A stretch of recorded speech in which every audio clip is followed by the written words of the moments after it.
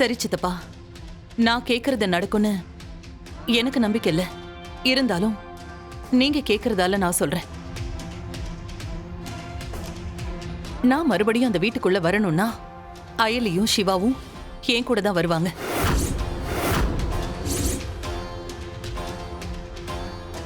ரெண்டு பேரும் அந்த வீட்ல நம்ம கூட தான் எப்பவும் இருப்பாங்க. இதுக்கு உங்களுக்கு ஓகேனா நான் அங்க வரேன்.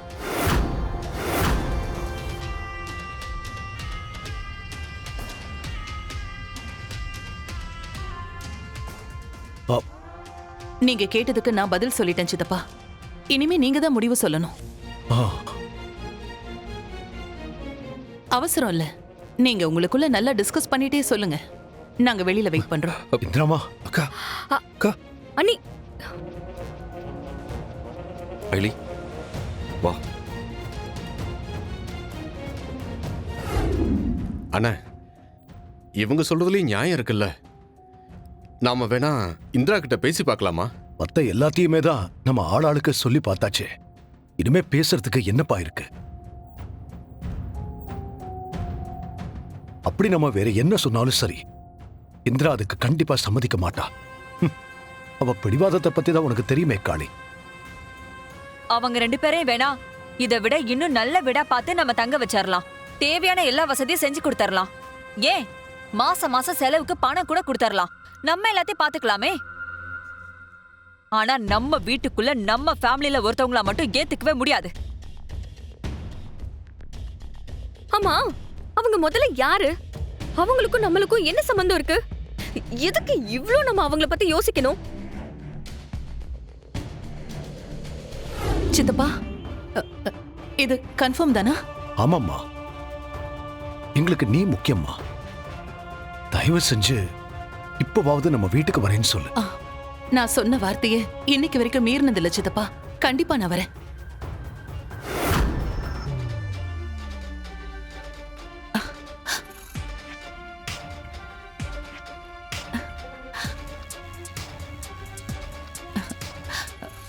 நீங்களும் கிளம்புங்க, நம்ம வீட்டுக்கு போலாம்.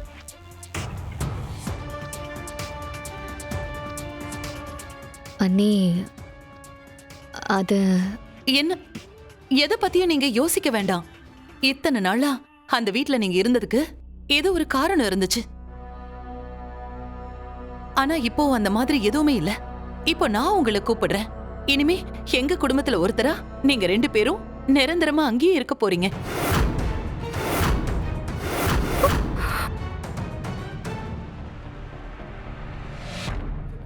இந்த தடவை நீங்க எனக்காக வாங்க. சிவா, உன் அக்கா நான் கூப்பிடுறேன்டா, வா. யோசிக்காதீங்க, சரின்னு சொல்லுங்க.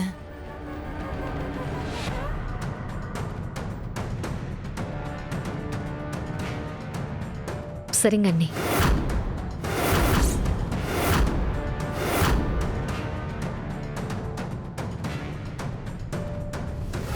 நீங்க எல்லாரும் ஃபோர்ஸ் பண்ணி என்ன கூப்பிட்டதால தான் நான் திரும்பவும் வந்திருக்கேன். அதுவும் நான் சொன்ன கண்டிஷனுக்கு நீங்க எல்லாரும் ஓகே சொல்லியிருக்கீங்க. அந்த ஒரே ஒரு காரணத்துக்காக தான் நான் இங்க வந்திருக்கேன். அதனாலதான் அயலியையும் சிவாவையும் வீட்டுக்கு கூட்டிட்டு வந்திருக்கேன். இனிமே இவங்க ரெண்டு பேரும் இந்த வீட்ல தான் இருப்பாங்க. முன்னாடி மாதிரி யாரும் இவங்க கிட்ட வாண்டடா வம்பிழுக்கிறதோ இல்லனா வீட்டை விட்டு போக சொல்றதோ இருக்கக்கூடாது. எல்லாரும் இவங்க கிட்ட ஒழுங்கா நடந்துக்கணும். இந்த வீட்ல எனக்கு என்ன மரியாதை கிடைக்குதோ அதே மரியாதை இவங்களுக்கும் கிடைக்கணும். இவங்கள நீங்க ஏதாவது அவமானப்படுத்தணும்னு நினைச்சா அது என்ன அவமானப்படுத்துறதுக்கு சமம். இதுக்கப்புறம் தப்பா ஏதாவது நடந்துச்சுன்னா ஆல்ரெடி நான் உங்க எல்லாரையும் மன்னிச்சிருக்கேன். ஆனா இன்னொரு தடவை சத்தியமா அதெல்லாம் நடக்காது. எல்லாம் என் தாளை எழுத்து. இனிமே அப்படி எதுவும் நடக்காது இந்திராமா, நான் பாத்துக்கிறேன். ரெண்டு பேரும் உங்க ரூமுக்கு போங்க. பொன்னி, அவங்கள கூட்டிட்டு போ.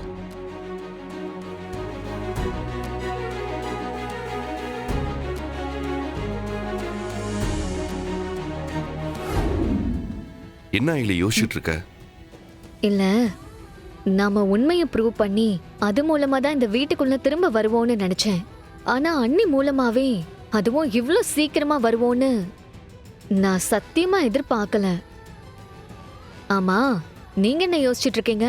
இதெல்லாம் முன்னாடியே யோசிச்சு பிளான் பண்ணி தான் அக்கா நம்ம கூட வந்து இருந்தாங்களோன்னு நான் யோசிச்சுட்டு இருக்கேன். எது எப்படியோ இதுக்கு முன்னாடி இந்த வீட்ல நாம இருக்கிறதுக்கு உங்களுக்கு ஒரு காரணம் இருந்துச்சு, எனக்கு ஒரு காரணம் இருந்துச்சு. இப்பவும் நாம அதை அப்படியே விட்டுற போறதில்ல. ஆனா இப்ப அந்த காரணங்களோட சேர்ந்து ஒரு பெரிய பொறுப்பு நமக்கு இருக்கு. அது என்ன? அண்ணிதான். நம்ம மேல அவங்க வச்சிருக்கிற அன்பும் மரியாதையும் தான் நம்மள திரும்ப இந்த வீட்டுக்கு வர வச்சிருக்கு.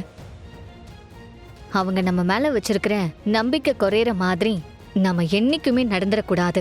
ஆமா எலி, நானும் இதை யோசிச்சேன். ஆனா நீ இன்னொரு விஷயத்த கவனிச்சியா? என்ன? அக்காவுக்கு இந்த குடும்பம் தான் எல்லாமே. இந்த குடும்பம் நல்லா இருக்கணுங்கிறதுக்காக அவங்க என்ன வேணா பண்ணுவாங்க. ஆனா இன்னைக்கு நமக்காக அவங்க பெருசா மதிக்கிற இந்த குடும்பத்தையே எதிர்த்து நிக்கிறாங்கன்னா இதுல வேற எதுவும் இருக்கா எலி? இந்த குடும்பத்துல யார் யாருக்கு பாரமா இருக்காங்கன்னு என்னால புரிஞ்சுக்கவே முடியல. என் மனக்கண்ணாடியில நல்லதா தெரியறதெல்லாம் நேர்ல பாக்கும்போது அலங்கோலமா இருக்கா இல்லி. அதனால நானே இப்ப ரொம்ப குழம்பி போயிருக்கேன் தெரியுமா? நீங்க என்ன சொல்ல வரீங்கன்னு என்னால புரிஞ்சுக்க முடியுது. அன்னைக்கு இங்க நடக்கிறது ஏதோ சரியா படல. அது பிடிக்காம போகதான் அவங்க அப்படி ஒரு முடிவு எடுத்திருக்காங்க. அது என்னன்னு கண்டுபிடிச்சு அக்காவை அதுல இருந்து பாதுகாக்கணும் எலி. நம்மள மீறி எதுவும் நடக்காது, பாத்துக்கலாம்.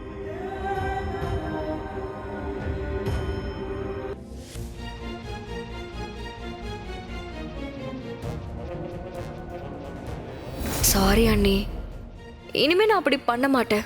அக்கா, நான் ஏதாவது தப்பு பண்ணிருந்தா என்னையும் மன்னிச்சிருங்கக்கா. நான் மறுபடியும் அந்த வீட்டுக்குள்ள வரணும்னா அயலியும் சிவாவும் என் கூட தான் வருவாங்க.